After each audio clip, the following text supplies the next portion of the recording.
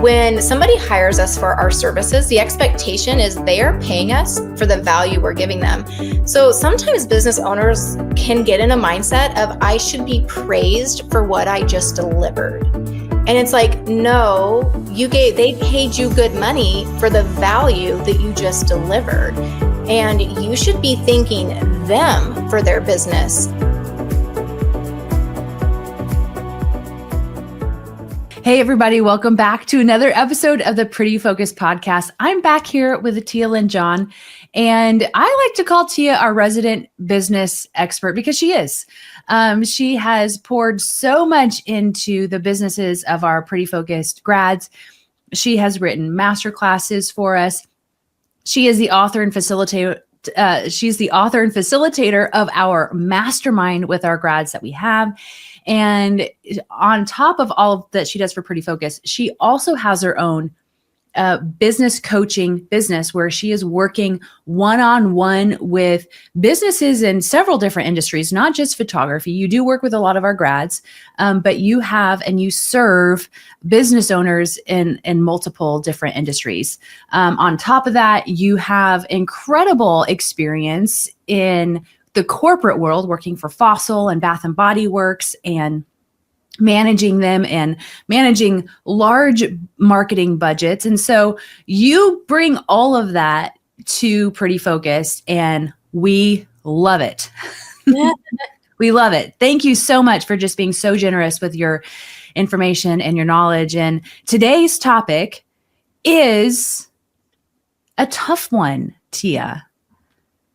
It's not one that we want to spend a lot of time talking about, but it's one that is reality for any business owner, for anybody really in any industry, whether you are working for corporate or not. And that is like, what happens when you lose clients?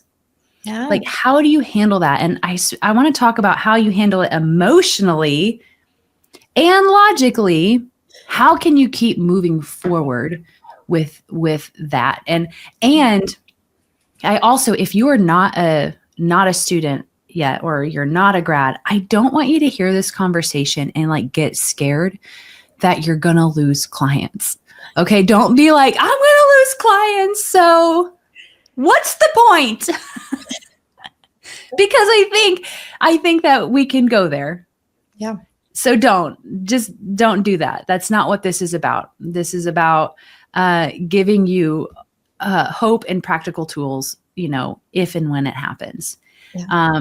And number 4 we're going to talk about is probably the toughest one. Yeah. But it's also the most powerful one because it's really where you can grow the most. Yeah. But we're going to talk about 4 different reasons why you might lose client work. So Tia, why don't you tell us number 1? Yeah. So number 1 is kind of one of the ones that we're like, okay with if we lose a client to this reason. So not your fault, right? Yeah. It's not your fault. You lost the client. It's never ideal to lose financial income from a client. Right. You never want to be like, actually sometimes you might be like, oh, thank goodness I was overworked. Sometimes it's a blessing. Yeah. And I've actually had those moments where I'm like, oh, good. Because I already said yes to too much. Thank you. Like put in a work-life balance boundary all on its own. Yep. And perfect.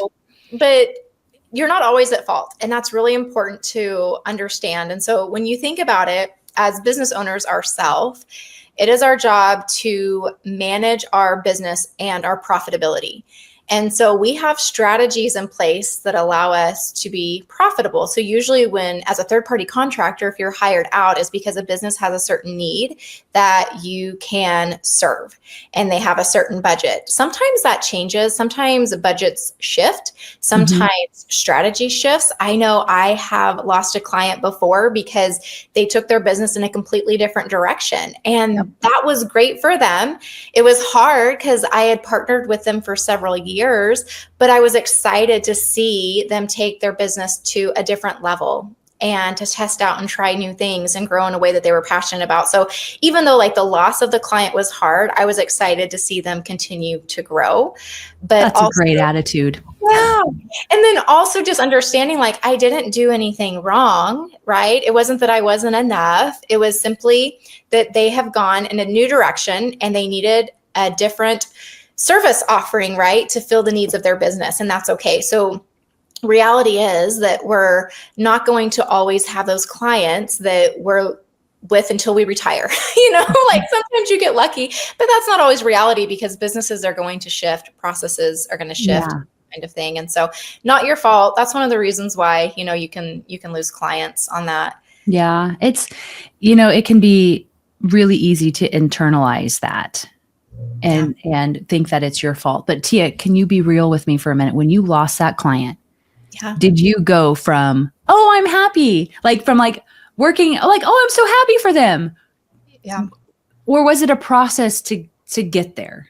So, okay. So yeah, that's a really good question. So at first, when I read the email, my first response was, I knew that email was not easy for them to write because I've been on the other end of letting people go. And I'm like, I know this was a very hard decision for them. And I had that awareness. And so I know if they were letting me go, and of course, it's always a green flag. If you get a response if you're being let go, but they're like, we'll be on your resume, use us for referral. We will send our peers your way that, you could still service them because they're still heading in that direction while we're pivoting this way. That's a good green indicator, right? That you loved and you served them well and they want to continue to take care of you. So our partnership was so good. I knew it was hard. I also know if anything changed, I'd be one of the first people that they reached out to. Right. And so yeah. And I even told them when they sent me that email, like, I'm pretty sure that was a hard email for you to write. So for me, it was, yes, I was happy for them. A little bit of, I need to check my Google Sheets on my finances because, huge client, you're like, okay, be right back. So yeah, there's a little bit because, your financial security's rocked. That's going to bring up some emotions. Sometimes if you've been with that client for a long time or that customer for a long time, there's a little bit of grieving because you've loved that partnership and now it's gone. And so it's kind of like the death of a partnership that you're having to kind of grieve and mourn. And you might be wondering, can I even replace this person and find somebody that I love this much to work with, which you can. And so, but yeah, it is a lot to process. So give yourself time. It's okay to feel those emotions. I would say it wouldn't be healthy if like you didn't have any type of grieving. If you didn't have any type of grieving about it, then you were either burned out, right? And you needed the workload gone, or it could be an indicator it was not the right fit to begin with. And, with that scenario as well. Yeah. Because Tia, I remember we went to coffee as like within days of you getting that email. May have been hours. It was in hours, right? Okay. I was like, is it hours? So with like that day, we went and met for coffee and we sat there for like 3 hours. Yeah. Yep. And you just talked it through. Right. Yep. And that was like the time you needed to grieve, but and so I think that it's okay. I would say that's why it's also important to have people in your corner, right? You've got your peers and your advisors. And so, you took that time and you did grieve, but then you also had systems in place to where you didn't panic. Like you grieved the loss of the relationship. Yes. Right. Yeah. And that's what I saw you probably, grieve more than anything because you had things in place financially. Yeah. But then you made new plan, like you pivoted to, right, into something that you knew was going to work even better for you. And like, look at where you are now. If you can like look back and be like, still working with that client, or open up and start pursuing business coaching and something that you actually love. So you really took this and turned it into a good thing. Yeah. I would encourage, and it's not always easy, and you have to, track your mind on that, but it's always an opportunity. And so I'm a firm believer, if a door shuts, there are multiple other doors you have to walk through. Yeah. And sometimes you're like, oh man, I'm so glad that door did shut. And it's hard in the moment when you're feeling the emotions. Oh, But yeah. at the end of the day, you're like, well, how can I make this better for myself, right? How can I use this situation to create a better future with the direction I want to go? Yeah. And so, but yeah. I love But yeah, that. I did. There was a lot of tears. There was grieving of the relationship, but you're right. It was, okay, strategy. What's the best for me? And, having emergency savings in place as a business owner is important.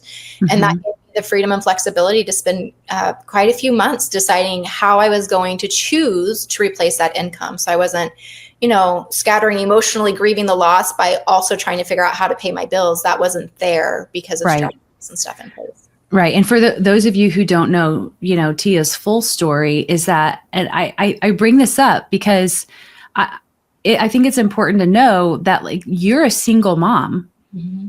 Yeah. This is your livelihood. Yes. So you feel that more than anybody. Yes. And so you were like, I'm not doing the 9 to 5. I'm not going back there. Yeah. And so you're going to fight. You're going to fight for this life, right? And a part of that is having that emergency savings in place. And so I think, for whatever reason a client lets you go, I think that is probably the biggest lesson to learn, is having that savings, having that emergency savings, not spending everything that you make. Yeah.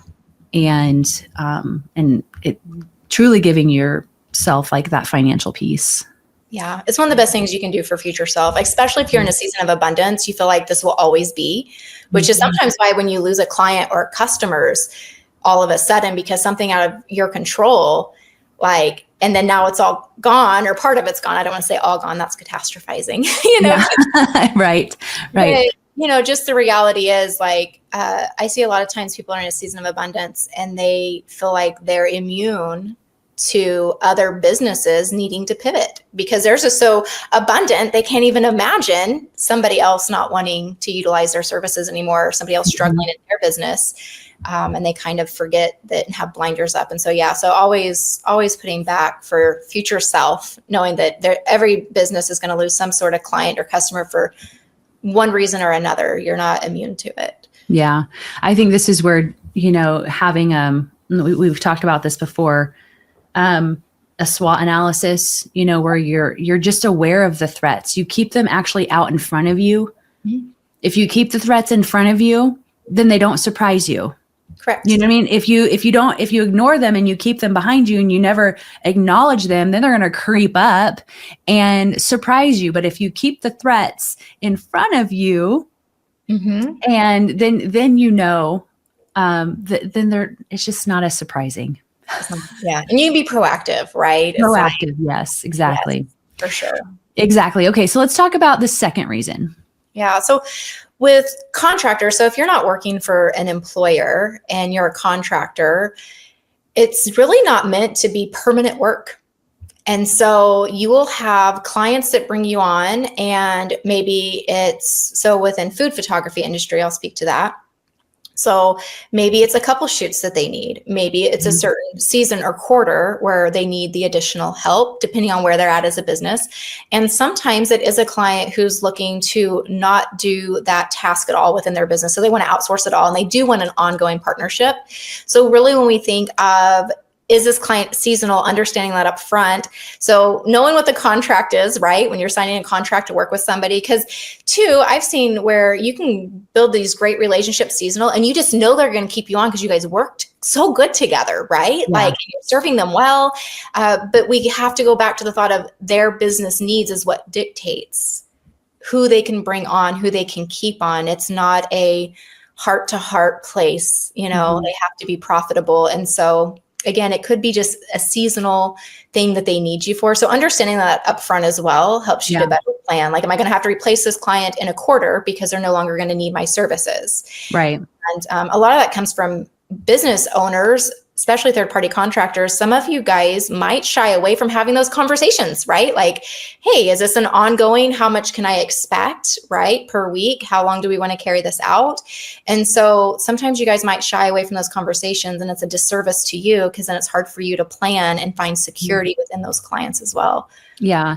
And that's, when you're working like one-on-one with clients, if you're, selling from a shop, it's also important to know that there are ebbs and flows to the year Yes. where there's, typically, and this has to do with, bloggers ad spend and, ad money that they make. Some parts of the year, they have more money to invest. Other parts of the year, it's a little bit slower. So knowing when those times of the year happen, like July is typically like a little bit slower. So what does that mean?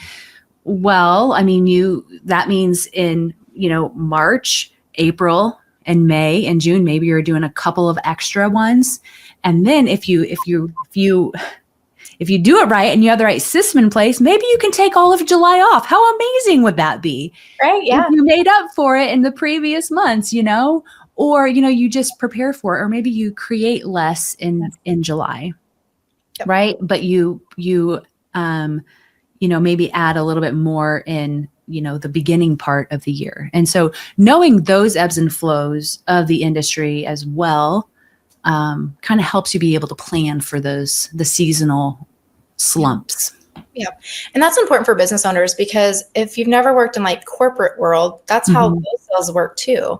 Like Q4 is known to be your highest sell area, like in retail, right? It's just, and that budget carries across majority of the year, where the other months may be lower, but they track their sales on a down to the day. Like they have all the analytics, as business owners, just even knowing, months or slower weeks, those are good to track, so that, if you are selling and you feel like you're losing customers, you're not losing customers. They're just not needing you during that time period as much. Not all of them are. And so being able to prepare for that. Yep, absolutely. So like we just said, to recap, July is a little bit slower, but Q4, man, is crazy. And even beginning this year, it was interesting because we saw a lot. Sometimes in previous years, Q1 is a little bit slower, but we saw Q1 was hopping. Yeah. This year. And so anyway, it's important things to know. Important things to know. Okay. Number 3, Tia, what's number 3? Yeah. So this could be, you're not a right fit. And this goes both ways. Maybe a client's not a right fit for your business, but a client you might do some work for, and it's just not a right fit.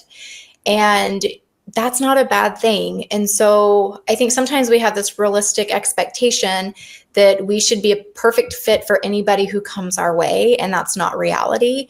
And so keeping that in mind, if you're doing work with somebody, maybe you're not a right fit, they recognize that, so they want to go ahead and, move on to somebody who maybe is a right fit based on their business needs, right?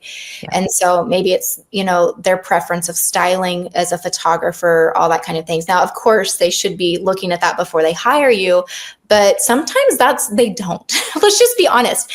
Sometimes clients don't do their homework. And so, and especially if you're servicing a business and you're not having calls before they book you, it's really, they're just looking at a photo and it's email back and forth, right? They're really not getting a feel for your work until you actually start doing work for them. And so it could be, you're just not a right fit. And that's not a bad thing. You do not want to work with clients you're not a right fit for long-term. That's not ideal for either party. Yeah. You're talking about this, and I had a flashback to portrait photography. And this guy did look at my style, right? And whenever and I'm natural light, you guys, natural light, this, especially in portraits, I'm a natural light photographer. And, I like to, backlight people so the light's not directly in their face, right? So anyway, I have this client and I go and do their family photos, and it's in a less than ideal situation because their dad can't get around. Like, he wanted me to photograph them at their Airbnb. Oh. And okay, whatever. And I didn't know he was a photo editor for a magazine up in like Idaho or something, and was telling me that I needed to bring my artificial light and have everybody side lit. He's like telling me how to shoot. And I delivered the session, and he proceeded to go through every single image to give me feedback on the video, and was like, or on the photo, and was like, you really need to learn artificial light. You really, should have done this. You should have done that. And then he's like, but I guess I should have known by looking at your work, that you photograph this certain way. And that was really soul crushing for me. Yeah. And so, not a right fit. Unfortunately, had already done the shoot for them. Right. But man, that was hard. That was really hard to hear. Yeah. Yeah. No, I understand that. And sometimes you can vet a potential client really well, but until you start working for them, you just do not know. And that's the same thing too, is when you're hiring somebody, you can check all the boxes of what you feel you need to look for. They start working for you and you realize like, okay, I wasn't expecting that, because based on your experience, you're assuming things are going to be done the way you're seeing that they would be done. Exactly. Right? Yeah. You can't always mind read other business owners and how they operate. And so understanding that too, you just might get on board and it's just not a right fit. And it's best for both of you guys at that point to just separate. But these are the times where you learn to ask questions for your next client. Yes. Like, did I put a questionnaire in place on location? And, you bet I did. Like it was soul crushing to hear all of that feedback. But it allowed me to put certain things in place where I was not going to be in that position again. Yeah, 100%. Well, and too, like even when I worked with food photographers, if the client's coming, like look at their site, look at the work that's already on there. Like, does that even match? Would you enjoy working for this person? Go stalk them on social media, right? It's things that you learn. If you know somebody who's worked for this person in the industry, reach out to that person and see, hey, what did you love about working with this person? Yeah. And so, it comes from being proactive to make sure you're right fit, to avoid being let go because it wasn't a right fit, if that makes sense. And this is how you know how to find an ideal client, is unfortunately it's just trial and error. It is. Yep, it is. And it's funny because I've worked with clients before where they're telling me that, so as a business coach, client to client, right? Mm-hmm. They're telling me like, oh my gosh, I have this client and they're overbearing. They give me too many details.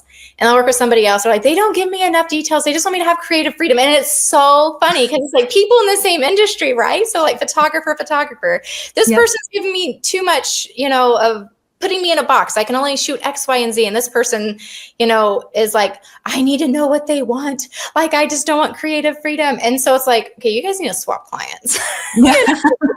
Yeah, for sure. Yeah. It's there's somebody for everybody. And that's what I love about being a small business owner. You can transition to the right person. Yep. And just as we're trying to find our ideal client, they're trying to find their ideal photographer. Yeah. 100%. So that's what the whole point was about, is that sometimes it's not a right fit. It's hard to not take personally,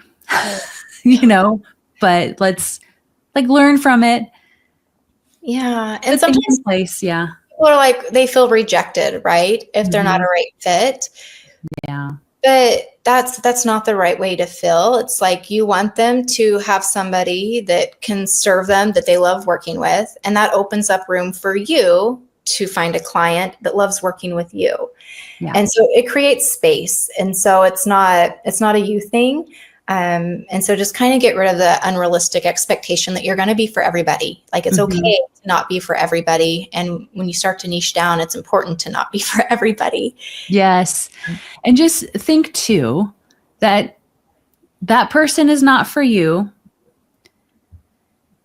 And if you continue to work with them, you're keeping them from working with somebody that they want. You're also keeping like another, business owner, like photographer, from having the client that they want, because maybe they work together really well, but maybe you're too scared to let them go, or whatever, and you're just kind of, if you think about it like that, you could be taking opportunities away from other people. Yeah, but you can. And like that's the thing too. I'm like, our people pleasers, they're like, well, I don't want to hurt their feelings. Like we go back to, I don't, so maybe I'll keep them on, but you're just doing a disservice at that point. Yeah. Right? And that's why I bring that up as people pleasers. It's like, you're trying to please them, but hey, you're taking work away from other people. So if you think about it like that, it kind of is like, oh, okay. Like that for me, I'd be like, oh, I don't want to take work away from other people. Right. No, I don't want to do that. You don't want to do that. Do that. Yeah. So, okay. Tia, number 4 is the toughest one. It is. Yeah. It is the toughest one. Tell us about number 4. This is when you get let go. A client leaves you, customers stop purchasing from you because you did not meet expectations. And this is the hardest one because this is one that could have been prevented. This is one that there's no positive spin on the reason you were let go. Now you can turn it into a positive of learning how to love and serve your clients and customers better. And you can grow and better your business because of it. And so there's sometimes we don't meet expectations, and it's hard because, again, the other person never communicated to us. And so it's like, if I only would have known, because we don't have the intent as business owners to go in and do horrible work for other people. That's not our intent, right? We have good intentions of serving. And so it is really hard when we get let go because we're not meeting expectations, especially if we didn't have a heads up. Yes. And I'm going to be honest, sometimes in the world of business to business, they may not have the leadership training to understand how to have those hard conversations, to develop, to set expectations, right? So I always encourage business owners, if you're working for another business, you set those expectations, or you gain the understanding if they're not giving it to you, right? To help kind of prevent that. But that's the hardest thing. So when you're let go, it's really important for you to discover and do some analyzing of the reason why. And so, which is really hard too, sometimes when we're like emotionally like, oh my gosh, like, you're grieving a relationship, or it hit hard in a financial season, or you're really feeling confused and like a lack of understanding. Those are a lot of hard emotions to deal with, but you want to look at what is the reason why. And it's important that you do not mind read of why you think somebody let you go. You do not fortune tell, like assume any of that, because we don't have the power to mind read. We do not, right? Now, if they told you over and over again, like, don't do this, and you keep doing that, then you probably have a good idea of why they let you go if they didn't tell you. Yeah. And so, and then at that point, yes. And you definitely want to make sure that you're not downplaying what your customer says is important to them or your client says important to them. You may not see the value in it, but if they are communicating it to you, it is valuable to them and it is important to them. And part of serving well is doing everything to serve your audience, right? And so I just want you guys to just kind of, so think about the reasons why you're let go, and then you just want to start course correcting it and digging down to the reason. And so I've heard of business owners being let go, just delivering late, lack of communication. Oh, like too many, Tia. I know. And it's really surprising to me because, if I'm hiring somebody, I shouldn't have to tell them when I give them the deadline for something to not be late. Like, the deadline is the expectation, and it's clear. Right. Now, some of you are going to be like, oh my gosh, is that me? Because you had this one-off situation where you had to go to a funeral, so you had to push work back and you communicate it. It is not you. Yeah, let's be clear. I know some of you guys tear yourselves apart so much because you're such huge people pleasers that you will automatically default like it was this one instance. And so be careful not to do that. Yes. But yeah, like not meeting expectations and self-correcting. So if they're giving you the opportunity to self-correct and you're not, that is an opportunity. And now you have a consequence because you did not correct. And hopefully you have the learning and you're able to grow and move past it and serve others well. If not, you might not be in business as long as what you would like to be. I'm just going to be honest. Yeah, it's true. From that aspect. Yeah. And so, and then if maybe you have somebody who lets you go and they don't give you a reason, it is okay to politely respond and tell them that you've appreciated working with them. You always want to serve clients well. And do they have any feedback on how you could better serve clients in the future so that you can grow? Now, you may not hear back, but you may hear back because that opens up the door for them to give you honest feedback. Okay. And when people give you feedback, don't come up from a place of being defensive, right? Come from a place of what can I learn from this feedback? How can I apply it to make me better? I'm not saying that it might not hurt to hear that. Maybe you disagree with the feedback, but at the end of the day, we cannot ignore other people's perceptions. And it's really important to dig down to see, like, did they have a reason for this feedback, and is it true? And if so, okay. Or was it not true and there was a misunderstanding? And how can I prevent misunderstandings from happening in the future so that this doesn't continue? It's really important to do. Yeah. And there's also signs too, like if all of your clients, like you talked about, like the green light, like whenever your client said, hey, we'll recommend you to all of these, to our friends and our peers, like that was an indication to you that, it wasn't you, it was truly a business decision that they made. Yeah. Whenever it comes to here, like what are some like red and green flags? Like I think of a red flag as like all of your clients let you go at once. Yeah. Is that, what is that? Like what are some red and green flags here to look for, to make you pause and self-reflect? Like, how do we know, especially if we're not getting feedback? How do you know what's a green and what's a red flag, and like when to self-reflect? Yeah. So say you're selling, you have like, digital products we know with like recipes, right? Mm-hmm. And you start losing customers that always purchased from you. So you're losing loyal customers, or it can be a red flag when you do not have returning customers. That's a red flag. And so either you're not creating a product that's targeting to where the same customer would want to continue to purchase from you. So that is something, right? But if you don't have return customers, they may have purchased from you and the value not have been there in some aspect of whatever you're selling product wise. And so maybe it was the recipe you developed if you're a food photographer, right? Maybe it was the final gallery that they got delivered. And so it's really important to kind of see, do I have return customers that are loyal? Am I losing them? And then again, if you're constantly having to get new customers, there's an opportunity, unless your product truly is a one-time buy only product, which is not within the food photography, videography industry, if that makes sense. Yeah. And then if you're doing recreations for working for bloggers too, it's just important, like if you are being let go by multiple clients, to kind of take a look around and say, is there something differently I could have done? And so now there's times when like hard seasons hit, but most business owners, even when hard seasons hit, there will be communication if they're letting you go of, this season hit, I will pick you back up as soon as it picks up. Does that make sense? Mm-hmm. Like they want to work with you again. They did not want to send that email to you. If it is not apparent that they are interested in ever working with you again, that's a red flag. And so if they just stop sending you work. Yeah. Like, I haven't heard from them in 3 months. Well, so, but now twofold funny story. I had somebody that I worked with at one point in the food photography industry.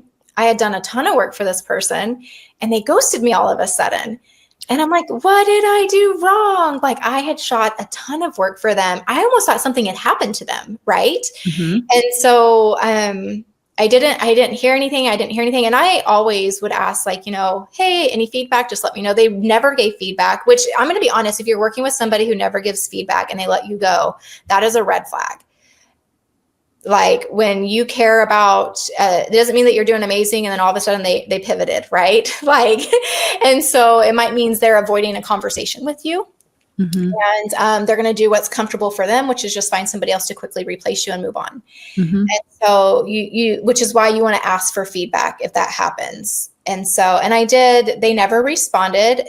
However, I met one of their peers about a year later and I'm like, oh yeah, I used to work for such and such. And I'm like, she ghosted me, which I felt like I did something wrong. And it really like killed my confidence. She's like, oh my gosh, she does that to photographers all the time. And I'm like, she's like, it's nothing wrong. She's like, she's really just disorganized. And I'm just like, do you know how much, and this was my learning, Melody, from that situation was I cannot mind read. I went through all the reasons. I analyzed, I tore my work apart. Why would she let me go? I served so well. I did this, I did that.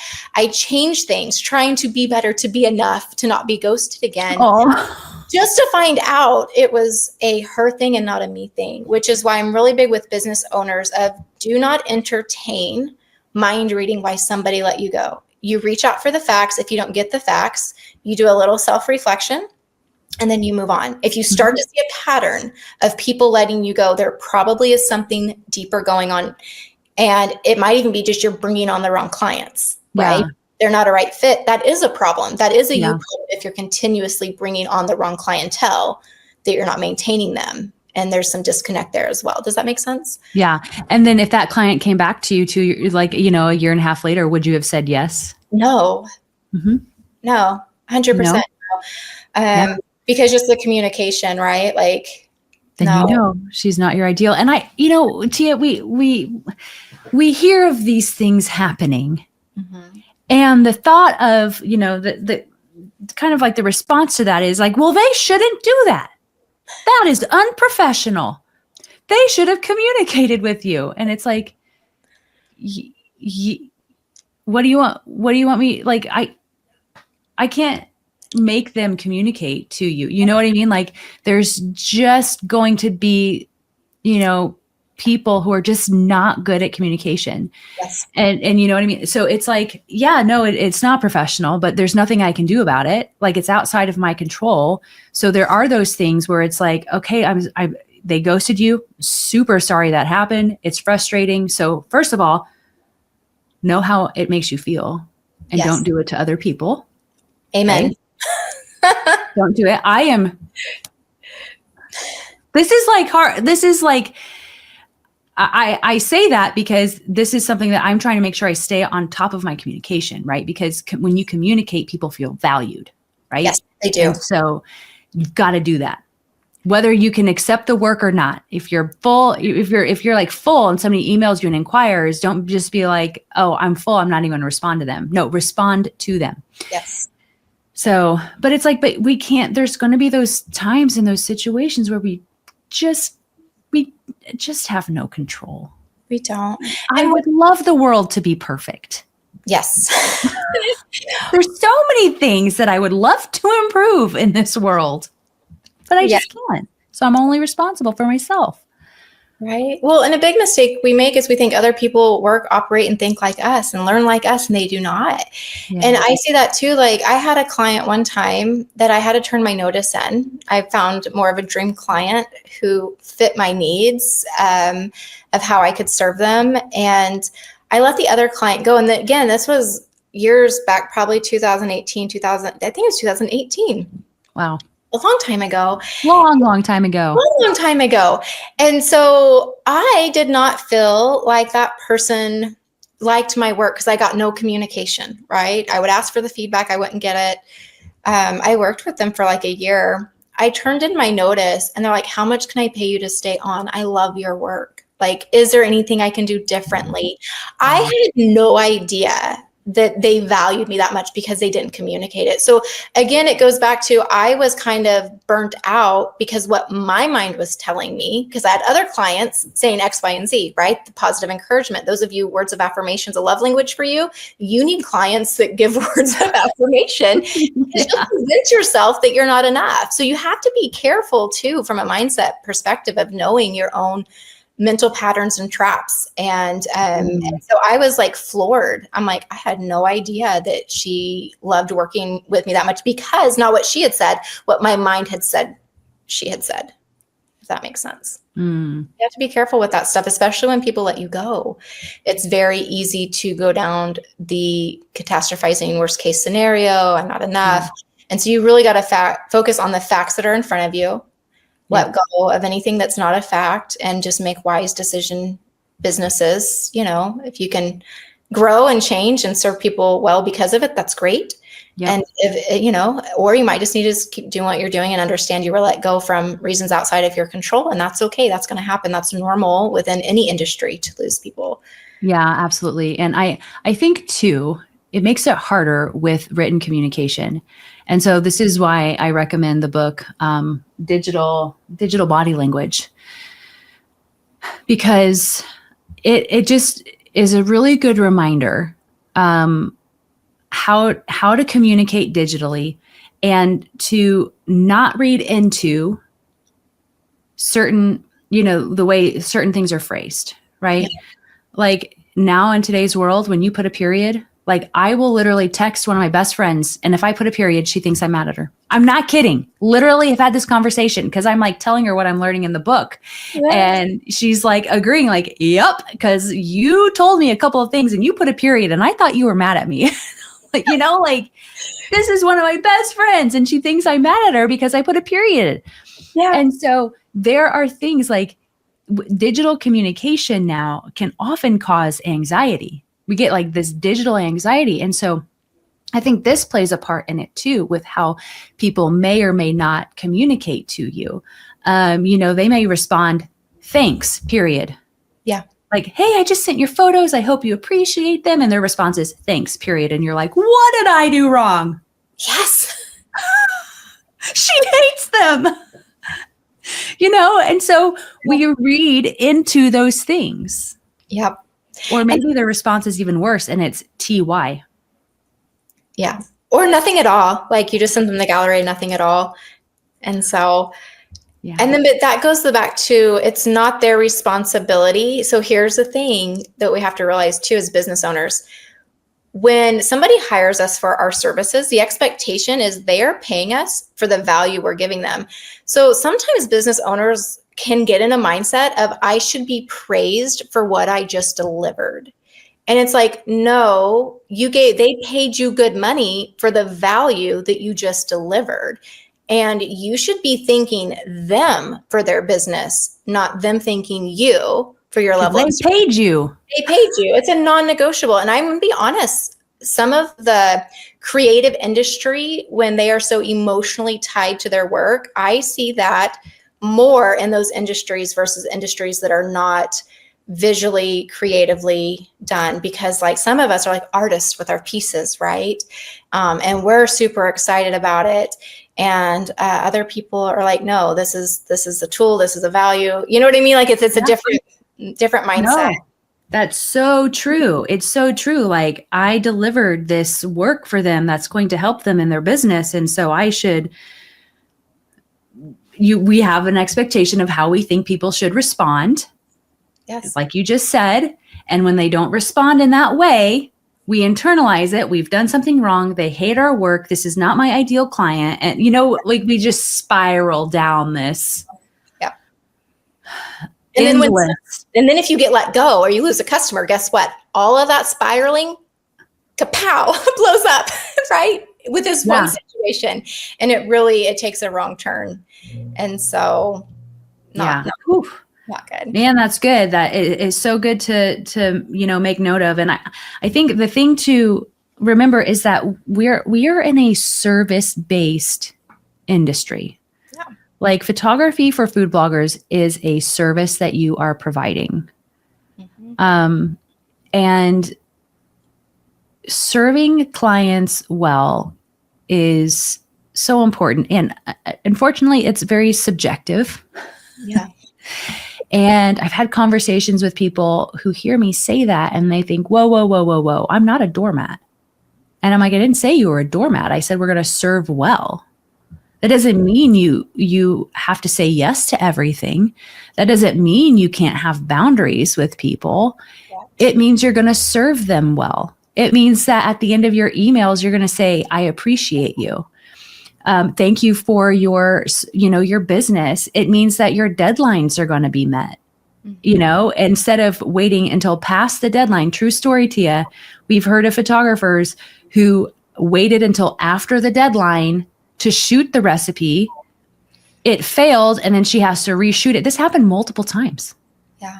Was she let go? You better believe she was let go because she couldn't meet deadlines, didn't even communicate that she was going to be late. And then she's like, you know, instead of being 2 days late, she's now 4 days late. She has to reshoot the thing.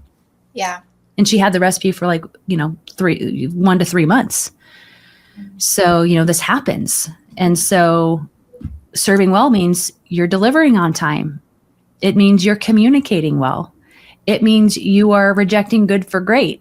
And you're going to give your client your best work. Right? We want to be efficient with our time. That's what our last podcast episode was about together, was being efficient with your time. But you can be efficient with your time and still deliver high quality work to your clients. 100%. Yeah, you have to remember like who you're serving. And I think sometimes business owners get so caught up in their value, which you should. But if you're more concerned about what you're getting paid than you are concerned about how well you're serving, I'm going to say as a business owner, that's putting you down a path to lose clients or customers. You always have to be focused on your customers and clients and serve well. Yeah. And if you don't want to serve those clients well, then maybe you need to choose a different industry, like right. choosing a product or service for a certain industry. If you don't enjoy servicing them and all that entails, as a business owner, you have a choice to pivot to a different industry. Yeah, it's true. Whenever you hear like that, they want me to do what? I already do this, and this, and now they want me to do this. And it's like, okay, how can you say yes? This is what I learned earlier on in my career. How can you say yes with a boundary, right? How can you serve them and offer that to them in a way that is still like, conducive and, profitable for you? Like, here your clients are literally telling you what they want. That's what they just did whenever they said, I would love to see this. Yep. And you hear people like, I just want to know what clients want. What do the clients want? How can I serve them? What can I, and they literally tell you, and then you take that, you're like, well, you want me to do what? I already do X, Y, and Z for you, And so how can you say yes with a boundary? Yep. Because you have to be profitable. But I think that too goes back to where you're like, it's that if this is a problem they have and it's a deep enough problem, then they're willing to invest in that. You know what I mean? With their capacity of whoever you're serving. I say it all the time, like I'll mention to Melody, like Lamborghini cars are not advertising to me. Right? Like Honda advertises to me. And so they understand that I'm their client. Lamborghini understands that I'm not their client, their industry. And so remembering just who you serve and how you can make it profitable as a business owner is going to make you a successful business owner. Yeah. How can we give the person what they want, make it profitable for us at the same time within what we know their ranges are. And then that's where you really start to be thriving as a business owner. And you're not going to be losing clients because you're attending to their needs, not because you're beating yourself up, but because you're being really strategic and wise as a business owner on how to give them what they want and still make it profitable. Yeah. And I think too, it's like, well, you have an opportunity then to rework your offering. Yes. Like maybe you're offering something that's not of value, and you can take that out and replace it with the thing that they are asking for. Like, it doesn't mean you have to do that too. It's an opportunity for you to look at your offer, what you're offering people, and make adjustments to make sure that you're always delivering on what people want. But I will say too, Tia, the trap that we can get put in is we hear one client say something, one client give a recommendation, and then we think, I have to change everything to fit that one client. Yep. And that can cause you to lose customers and clients too, right? Like you because, have where you're selling and you do what one person wants, but that's not what your ideal audience wants. That's right.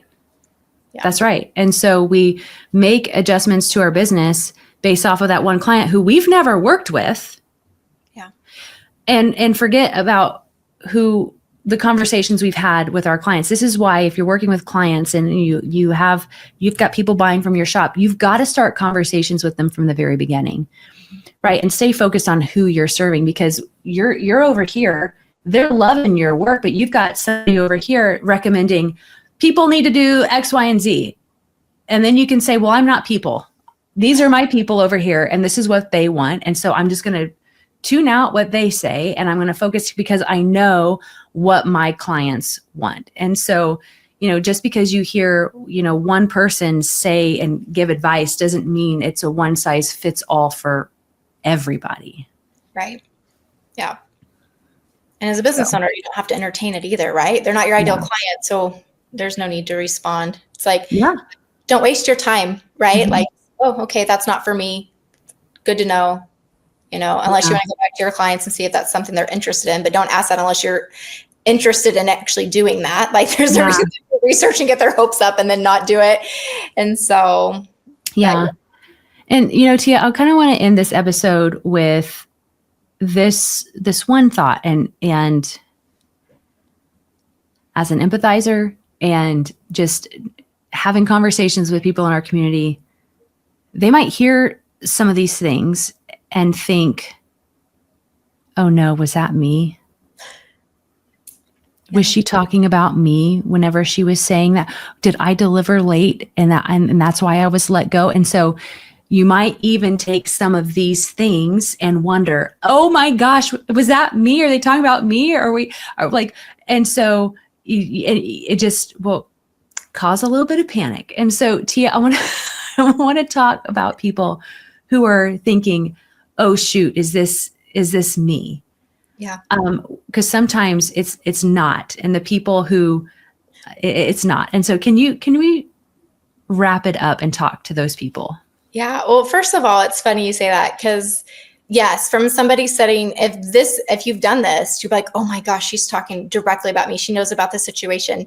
To be honest, when I mention these scenarios I've heard of, I actually don't even put names or faces to the scenario. I'm thinking of the scenario and the situation, because that's how my analytical mind works. So you might just be happy to know, like, oh, she was just talking about a situation, and it happened to be a situation that, me too. And so just so you're aware on that, I think that's funny. And again, it's how different minds think, right? Like, oh, I didn't actually even I just know the situation and scenarios I've heard across industries that I've worked with. And so, okay. So I don't have your name in my mind right now, just so like you're good to go. And so a couple things.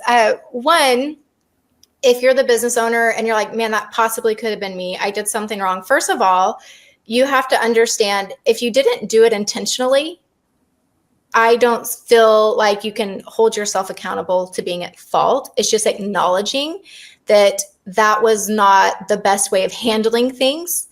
And I had my learning that that's not how I handle things. And I'm moving on and I'm moving past it and truly letting it be in the past. Yeah. I am really big. As a business owner, you're always going to have learnings. Sometimes they're hard. Sometimes they're very humbling, because we had a certain perspective. We were going a certain direction and we didn't see it because we saw this side of the picture. They saw the other side. And so don't beat yourself up. Okay. Like that's not a healthy place, and that really doesn't do good for anybody. Right. Right. So I would say acknowledge it. What did you learn from it? How can you prevent it? Making sure there's no more bottlenecks where it can happen in your business moving forward. Okay. So that's what I would say to you if you're on this call and you're thinking, oh my gosh, I think it might've been me. Right? Probably not.